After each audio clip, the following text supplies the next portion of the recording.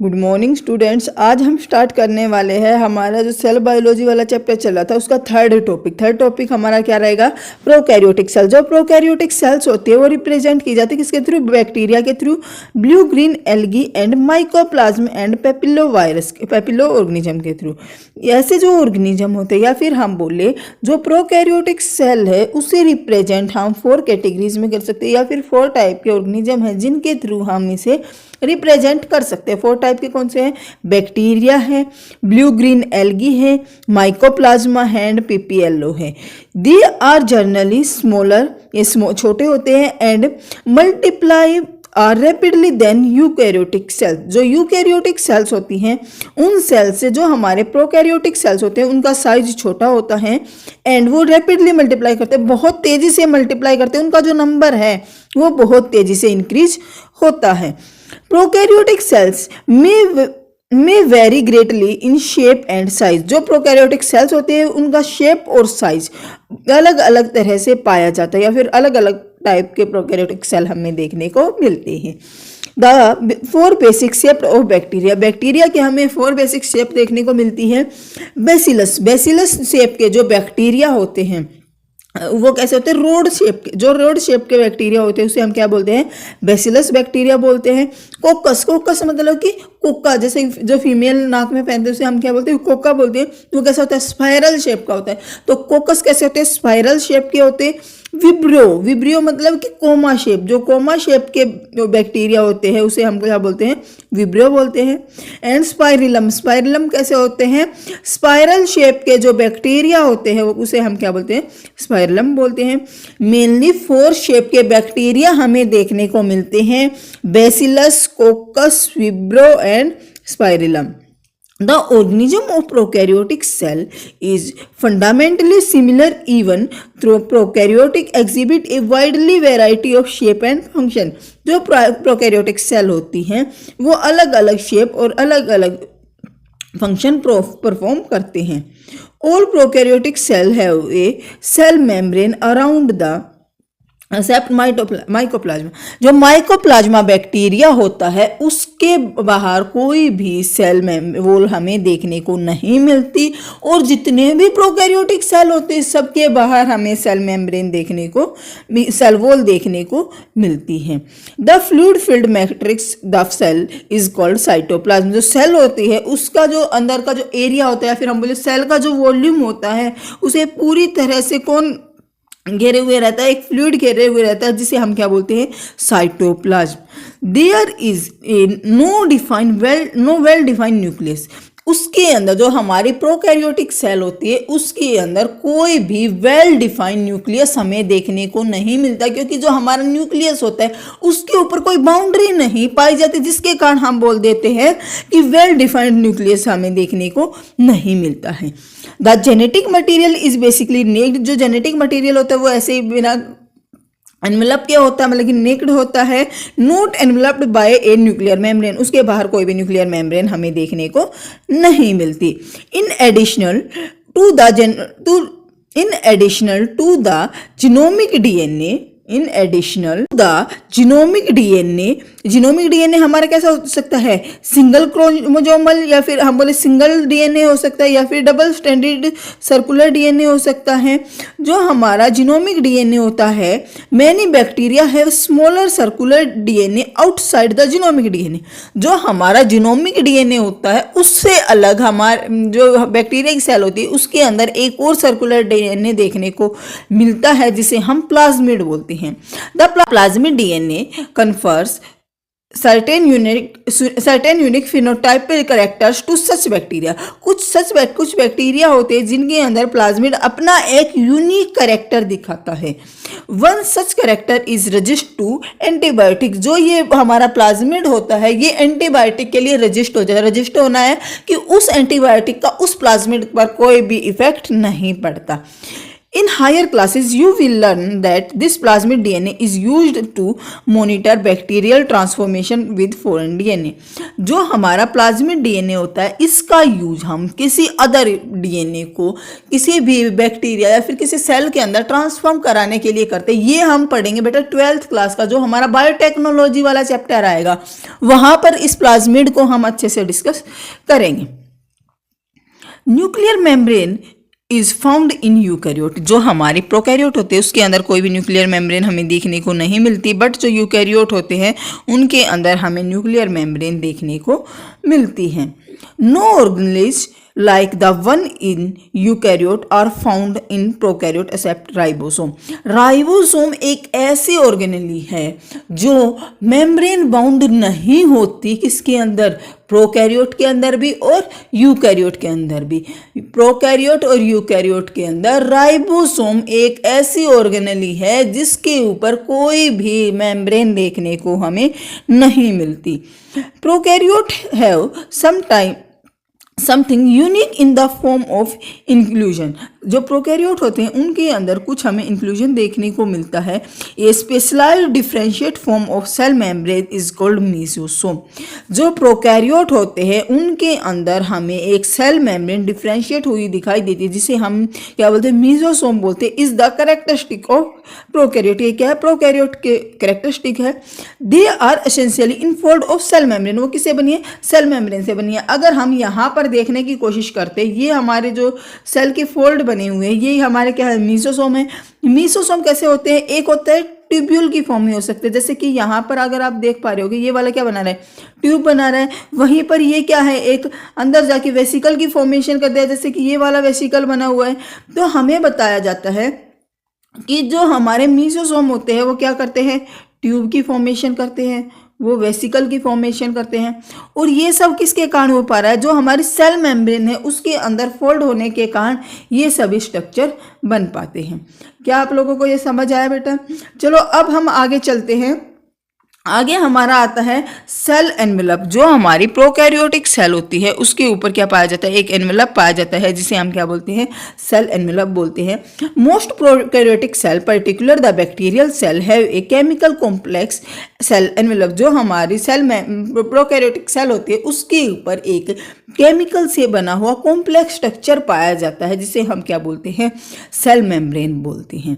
The cell envelope consist a tightly bound 3 layer structure. जो हमारा cell membrane होते हैं वो क्या होते हैं, 3 लेयर से बना हुआ एक कॉम्प्लेक्स स्ट्रक्चर होता है। And the outermost layer जो होते हैं वो किससे बनाए हैं, ग्लाइकोकैलिक्स से बनती है, और जिसे हम क्या बोलते हैं, सेल वॉल बोलते हैं। क्या बोलते हैं, हम उसे सेल वॉल बोलते हैं। And inside the cell wall a thin membrane also present that is known as cell membrane. क्या बोलते हैं उसे, हम सेल मेम्ब्रेन बोलते हैं, जो किसकी बनी हुई है, प्लाज्मा की बनी होती है। Almost each layer of the envelope perform distinct function. जो हमारे सेल होते हैं उसके बाहर जो एनवेलप पाया जाता है वो सब अपना अलग अलग फंक्शन परफॉर्म करते हैं। They act together as a single protective unit. ये सब मिलके क्या करते हैं, प्रोटेक्शन का काम करते हैं किसी भी सेल के लिए। Bacteria can be classified into 2 groups on the basis of difference in the cell envelope. Cell envelope के बेसिस पर जो बैक्टीरिया है उसे 2 पार्ट्स में कैटेगराइज किया गया है। The manner in which they respond to the staining procedure developing by Gram. जो ग्राम स्ट्रेन है उससे जो बैक्टीरिया है उसकी सेल मेम्ब्रेन को, या फिर हम बोले बैक्टीरिया की सेल वॉल को एक ग्राम से लेबल किया जाता है या फिर स्ट्रेन किया जाता है। उसके बेसिस पर बैक्टीरिया को 2 क्लासेस में डिवाइड किया जाता है। अगर ग्राम से स्ट्रेन किया गया तो उसे हम क्या बोलेंगे, ग्राम पॉजिटिव। एंड अगर उसे ग्राम से स्ट्रेन नहीं किया गया तो उसे हम क्या बोलते हैं, ग्राम नेगेटिव बैक्टीरिया। इससे के बाद आता है हमारा ग्लाइकोकैलिक्स। ग्लाइकोकैलिक्स हमने क्या पढ़ा था, the outermost layer of cell wall या फिर the outermost layer of bacteria is formed by glycocalyx is known as cell wall. Glycocalyx differs in composition and thickness among different bacteria. जो glycocalyx है उसकी composition और उसकी thickness अलग अलग bacteria में अलग अलग होती है। It could be a loose sheet, हो सकता है किसी के अंदर ये बहुत ढीली ढाली लेयर बनाते हैं जिसे हम क्या बोलते हैं, स्लाइम लेयर बोलेंगे। क्या बोलेंगे, स्लाइम लेयर बोलेंगे। While while in other it may be thicker and tough, कुछ के अंदर ये थिक हो सकती है, टफ हो सकती है, तो उसे हम क्या बोलेंगे, कैप्सूल बोलते हैं। क्या बोलते हैं, कैप्सूल बोलते हैं। ग्लाइकोकैलिक्स की दो तरह की लेयर बन सकती है। अगर लेयर पतली है और लूज है तो उसे हम क्या बोलेंगे, स्लाइम लेयर, मतलब कि स्लिम है, वो पतली है। और अगर कोई लेयर थिक है और टफ है तो उसे हम क्या बोलेंगे, कैप्सूल बोलेंगे। क्या बोलेंगे, कैप्सूल बोलेंगे। The cell wall determine the shape and structure of the bacteria. जो हमारी सेल वॉल होती है वो अलग अलग तरह की, जो हमारी सेल होती है उसे अलग अलग तरह की शेप प्रोवाइड कराने के लिए कौन रिस्पॉन्सिबल होता है, सेल वॉल रिस्पॉन्सिबल होती है। और ये प्रोवाइड करती है strong structural support to prevent the bacterium to bursting and collapse. बैक्टीरिया को कोलैप्स होने से या फिर ब्रस्ट होने से कौन प्रिवेंट करता है, सेल वॉल प्रिवेंट करते हैं। कौन प्रिवेंट करता है, सेल वॉल प्रिवेंट करती है। The plasma membrane is the plasma membrane is selectively permeable in nature. जो प्लाज्मा मेम्ब्रेन है वो सिलेक्टिवली परमिएबल होती है नेचर के लिए and interact with the outside world, और वो आउटसाइड वर्ल्ड से भी कॉन्टैक्ट में आती हैं। This membrane is similar structurally to that of the eukaryote. जैसे कि यूकैरियोट में जो प्लाज्मा मेम्ब्रेन पाई जाती है वैसे ही सेम टाइप की मेम्ब्रेन हमें प्रोकैरियोट में भी देखने को मिलती है। ये कुछ मॉलिक्यूल के लिए परमिएबल होती है और कुछ के लिए परमिएबल नहीं होती। किसके लिए परमिएबल होती है, जो छोटे मॉलिक्यूल्स होते हैं या फिर हम बोले माइक्रो मॉलिक्यूल्स के लिए जो हमारी सेल मेम्ब्रेन होती है वो परमिएबल होती है। A special membranous structure is the mesosome. देखो मीसोसोम हमने ऊपर पढ़ा था, ऊपर हमने मीसोसोम पढ़ा था, तो उसमें हमने देखा था कि जो हमारी बाहर की जो लेयर है या फिर हम बोले जो हमारी सेल मेम्ब्रेन है वही अंदर के साइड फोल्ड होके क्या बना देती, कुछ अलग अलग फॉर्म बना लेती है। जैसे मैंने वेसिकल बताया था, ट्यूब्यूल बताए थे और लैमे बताए थे। क्या बताए थे, वेसिकल, ट्यूब्यूल और लैमे। अगर हम यहाँ चलते हैं तो हम देखेंगे जो हमारे यहाँ पर ये वाला स्ट्रक्चर हमें दिखाई दे रहा है इसे हम क्या बोलेंगे, लैमे बोलेंगे। और जो ये ट्यूब बनी हुई इसे हम क्या बोलेंगे, ट्यूब्यूल बोलेंगे। और ये हमारा क्या रहेगा, वेसिकल। तो आपको आई थिंक आप इन तीनों चीज़ों को रिलेट कर पा रहे हो। अगर मीसोसोम, अगर हमारी प्लाज्मा मेम्ब्रेन अंदर की तरफ मर्ज की हुई है तो उसे हम क्या बोलेंगे, लैमेला बोलेंगे। क्या बोलेंगे, लैमेला बोलेंगे। अगर वही हमारी सेल मेम्ब्रेन अंदर एक ट्यूब बनाते हैं उसे हम क्या बोलेंगे, ट्यूब्यूल्स बोलेंगे। क्या बोलेंगे, ट्यूब्यूल्स बोलेंगे। और वही मेम्ब्रेन अगर अंदर हमारे सेल के अंदर कोई वेसिकल बना देती है तो उसे हम क्या बोलेंगे, वेसिकल्स बोलेंगे। क्या बोलेंगे, वेसिकल्स बोलेंगे। तो हमारी जो प्लाज्मा मेम्ब्रेन है वो इनसाइड फोल्ड होके क्या बना लेती है, मीसोसोम बना लेती है। They help in cell wall formation. ये किस में हेल्प करते हैं, सेल वॉल फॉर्मेशन में हेल्प करते हैं। हमारे जो डीएनए का रेप्लिकेशन होता है उसमें हेल्प करते हैं। डिस्टिंक्ट डॉटर सेल्स बनाने में हेल्प करते हैं। They also helpful in respiration and secretion process to increase the surface area of plasma membrane and enzymatic content. जो हमारे मीसोसोम होते हैं वो डीएनए का रेप्लिकेशन कराते हैं, डॉटर सेल बनाने में हेल्प करते हैं, रेस्पिरेशन में हेल्प करते हैं, सिक्रीशन में हेल्प करते हैं, सरफेस एरिया बढ़ा देते हैं, एंजाइमेटिक कंटेंट को भी इंक्रीज करने में हेल्प करते हैं। In some prokaryotic cells like cyanobacteria they are outer membrane extend into the plasma is called chloroplast is called chromatophore. कुछ हमारे अगर हम बात करते हैं साइनोबैक्टीरिया के अंदर जो मेम्ब्रेन है वो एक्सटेंड हो जाती है इनटू द साइटोप्लाज्म और उसे हम क्या बोलते हैं, क्रोमेटोपोर बोलते हैं, जिसके अंदर क्या पाया जाता है, पिगमेंट पाया जाता है। क्या पाया जाता है, पिगमेंट पाया जाता है। सेल वो बैक्टीरियल सेल में भी motile and non motile. Bacterial cell कैसे होते हैं, मोटाइल भी हो सकते हैं और नॉन मोटाइल भी हो सकते हैं। अगर मोटाइल है तो they have a thin filamentous extend structure of the cell wall is called flagella. अगर वो मोटाइल है तो उसके ऊपर एक फिलामेंट, मान लो हमारा ये बैक्टीरिया और इसके ऊपर ये फिलामेंटस स्ट्रक्चर पाया जाता है जो हमारी सेल मेम्ब्रेन से ही सेल मेम्ब्रेन से एक्सटेंड हुआ, तो इसे हम क्या बोलते हैं, फ्लैजेला बोलते हैं। क्या बोलते हैं, इसे हम फ्लैजेला बोलते हैं। Bacteria show A range in the number and arrangement of flagella. जो बैक्टीरिया होता है उसके ऊपर ज़्यादा नंबर में फ्लैजेला भी प्रेजेंट हो सकते हैं। The bacterial flagella is composed of 3 part. जो बैक्टीरियल फ्लैजेला होता है उसके 3 पार्ट्स होते हैं। एक को बोलते हैं हम फिलामेंट, एक को बोलते हैं हुक और एक को बोलते हैं बेसल बॉडी। जो हमारा ये फ्लैजेला होता है इसके 3 पार्ट्स होते हैं, filament, hook and basal body. Filament, hook and basal body. Filament is the longer portion and extend from the cell surface to the outside. अगर हम बात करें कि ये हमारी सेल सरफेस है, इससे आउटसाइड में जो ये फिलामेंट स्ट्रक्चर है, ये वाला जो हमारा स्ट्रक्चर, इसे हम क्या बोलते हैं? फिलामेंट बोलते हैं। क्या बोलते हैं? फिलामेंट बोलते हैं। Beside the flagella, pili and fimbriae are also surface structure of the bacteria. जो बैक्टीरिया होता है उसके ऊपर फ्लैजेला को छोड़कर दो और स्ट्रक्चर निकलते हैं, एक को बोलते हैं हम पिलाई और एक को बोलते हैं फिम्ब्रे। ये मोटाइल का काम, ये मोटाइल नहीं कराते बैक्टीरिया को। The pili are elongated tubular structure made for some special protein. कुछ स्पेशल प्रोटीन को बनाने के लिए जो बैक्टीरिया होता है उसके ऊपर कुछ स्ट्रक्चर पाए जाते हैं जिसे हम पिलाई बोलते हैं, और वो क्या करते हैं? कुछ स्पेशल प्रोटीन की फॉर्मेशन कराते हैं। वहीं सेकंड हमारा क्या दिया? फिम्ब्रे दिया है। Fimbriae are small bristle like fibre and sprout out of the cell. Cell से बाहर स्प्राउट होके आते हैं। In some bacteria they are known to help attach to bacteria to rock stream and also to the host tissue।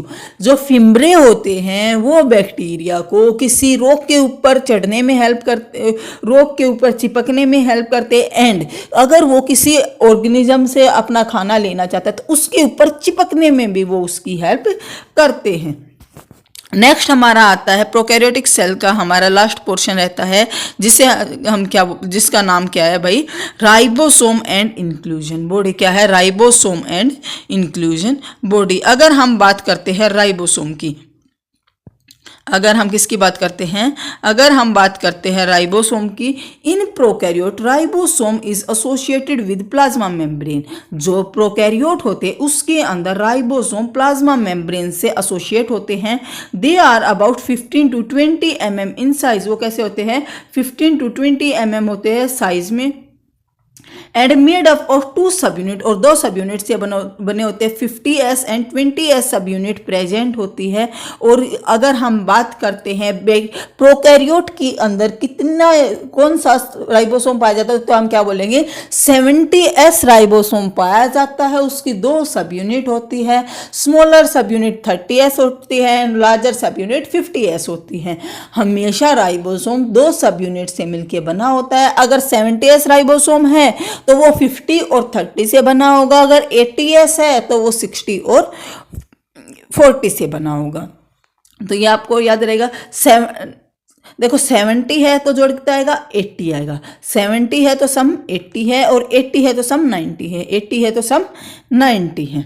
Ribosome are the site of protein synthesis. Ribosome क्या है? Protein synthesis की site है। Several ribosome in attach to a single mRNA। कुछ अकेला ribosome क्या करता है? Single mRNA पर अटैच होता है एंड फॉर्म ए चेन, और वो एक चेन बना देता है पॉलीराइबोसोम की, या फिर हम बोले पॉलीसोम की। The ribosome of polysome translate the mRNA into protein. और ये राइबोसोम क्या करता है? mRNA से क्या बना देता है? प्रोटीन बना देता है। लास्ट हमारा टॉपिक आता है इल्यूशन बॉडी। इल्यूशन बॉडी क्या होती है? Reserve material in prokaryotic cell are stored in cytoplasm in the form of inclusion body.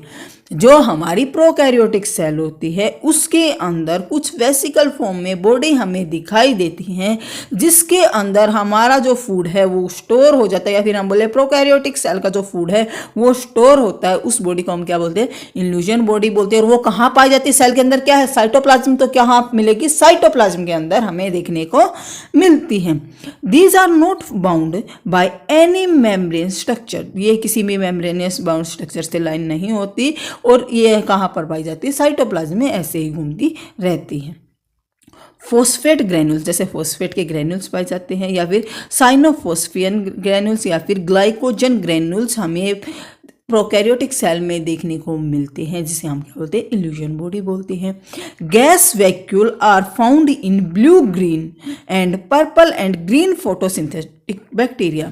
जो गैस वैक्यूल है वो हमें देखने को मिलती है ब्लू, ग्रीन या फिर green and purple photosynthetic bacteria के अंदर, या फिर हम बोले ब्लू ग्रीन एल्गी के अंदर। ये भी क्या है? एक तरह की प्रोकैरियोटिक सेल्स है। तो यहाँ पर हमारा खत्म होता है प्रोकैरियोटिक सेल। प्रोकैरियोटिक सेल में देखो हमने क्या पढ़ा, सबसे पहली बात प्रोकैरियोटिक सेल के ऊपर एक लेयर पाई जाती है जिसे हम क्या बोलते हैं, सेल वॉल बोलते हैं। किसकी बनाई थी, ग्लाइकोकैलिक्स की बनी होती है। लूज बनी है तो स्लाइम बोल देंगे, अगर हार्ड और थिक है तो उसे हम कैप्सूल बोल देंगे। बैक्टीरिया को दो तरह से स्ट्रेन, ग्राम से स्ट्रेन किया जाता है। अगर ग्राम से स्ट्रेन है तो पॉजिटिव बोल देंगे, स्ट्रेन नहीं है तो नेगेटिव बोल देंगे। प्रोकैरियोट के अंदर हमें न्यूक्लियस देखने को मिलता है बट उसके ऊपर कोई भी सेल एनवेलप देखने को नहीं मिलता। प्रोकैरियोट के अंदर हमें एक स्मॉल सर्कुलर डीएनए देखने को मिलता है जिसे हम प्लाज्मिड बोलते हैं, जो एक यूनिक फिजियोलॉजी कैरेक्टर को दिखाता है। देन इसके अंदर हमें सेल मेम्ब्रेन भी देखने को मिलती है। सेल मेम्ब्रेन क्या होती है, कुछ चीज़ों के लिए परमिएबल होती है और कुछ चीज़ों के लिए परमिएबल नहीं होती। वहीं इसमें हमें राइबोसोम देखने को मिलता है। राइबोसोम क्या होता है, सेल के ऊपर कोई मेम्ब्रेन नहीं पाई जाती, वो प्रोकैरियोट में हो या यूकैरियोट में, किसी में भी सेल मेम्ब्रेन हमें देखने को नहीं मिलेगी। देन उसके बाद हमारा आता है कि जो हमारे बैक्टीरिया होते हैं उनकी शेप कैसी होती है, कोमा शेप होती है, कोकस शेप होती है, विब्रो शेप होती है या फिर स्पाइरल शेप होती है। इसके बाद हमारा आता है कि जो हमारी सेल मेम्ब्रेन होती है वो फोल्ड होकर कुछ स्ट्रक्चर बनाते हैं जिसे हम मेसोसोम बोलते हैं। वो ट्यूबुलर हो सकते हैं, लैमिला हो सकता है या फिर वेसिकुलर फॉर्म में हो सकते हैं। इनका काम क्या है, रेप्लिकेशन कराना, रेस्पिरेशन कराना, सेल को डिवाइड कराना या फिर एंजाइमेटिक कंटेंट बनाना। ठीक है, इसके बाद आता है कि जो सेल होती है उसके बाहर एक्सटेंड स्ट्रक्चर हमें देखने को मिलता है जिसे हम फिलामेंट बोलते हैं। फिलामेंट क्या कराता है, जो सेल है उसे मूव कराने में हेल्प करता है। देन सेल के ऊपर दो और स्ट्रक्चर पाए जाते हैं जो मूवमेंट में हेल्प नहीं करते, पिल्लाई और फिम्ब्रे। पिल्लाई क्या कराते हैं, जो सेल होते हैं उसे कुछ प्रोटीन बनाने में हेल्प करती है, और फिम्ब्रे क्या करता है, जो बैक्टीरिया होता है उसे कहीं पर भी चिपकना है तो उसमें वो हेल्पफुल होता है। देन उसके बाद हमने पढ़ा राइबोसोम। राइबोसोम कैसा होता है, क्या करता है, प्लाज्मा मेम्ब्रेन से बाउंड होता है और क्या करता है, प्रोटीन सिंथेसिस कराता है। प्रोटीन सिंथेसिस किससे कराता है, एमआरएनए से प्रोटीन बनाता है, और अकेला नहीं बना सकता, बहुत सारी यूनिट जुड़ती है, इसीलिए इसे हम क्या बोलते हैं, पॉलीराइबोसोम भी बोलते हैं और पॉलीसोम भी बोलते हैं। जो प्रोकैरियोटिक सेल होती है उसमें हमारी दो सब यूनिट हमें देखने को मिलती है जिसे हम बोलते हैं 50S और 30S। अगर हम टोटल जोड़ करके बनाए प्रोकैरियोटिक सेल में 70S राइबोसोम हमें देखने को मिलता है। देन हमारा लास्ट पोर्शन था इंक्लूजन बॉडी। इंक्लूजन बॉडी में क्या पढ़ा हमने, ये क्या करती है, हमारे फूड को रिजर्व करती है या फिर फूड के ग्रैन्यूल्स बना के साइटोप्लाज्म में ऐसे ही फ्रीली पड़े रहते हैं। वो किसके हो सकते हैं, फॉस्फेट के ग्रैन्यूल्स हो सकते हैं, साइनोफाइसिन के ग्रैन्यूल्स हो सकते हैं, ग्लाइकोजन के ग्रैन्यूल्स हो सकते हैं। एक गैस वैक्यूल भी हमें देखने को मिलता है जो ब्लू ग्रीन या फिर purple and green photosynthetic bacteria का होता है। देन यहाँ पर हमारा खत्म होता है प्रोकैरियोटिक सेल। जो हमारी नेक्स्ट क्लास रहेगी उसमें हम क्या पढ़ेंगे, यूकैरियोटिक सेल पढ़ेंगे। देन उसके बाद प्रोकैरियोटिक और यूकैरियोटिक सेल पढ़ने के बाद दोनों का डिफरेंस कराऊंगी मैं, अलग से एक वीडियो आएगी जिसके अंदर हम प्रोकैरियोटिक और यूकैरियोटिक सेल का डिफरेंस पढ़ेंगे जिससे कि हम चीज़ों को अच्छे से याद रख पाएँ। आई होप आपका लेक्चर आज के लिए ये लेक्चर आपके लिए हेल्पफुल रहा होगा। जो हमारी नेक्स्ट क्लास आएगी उसमें हम यूकैरियोटिक सेल के बारे में डिस्कस करेंगे। Thank you.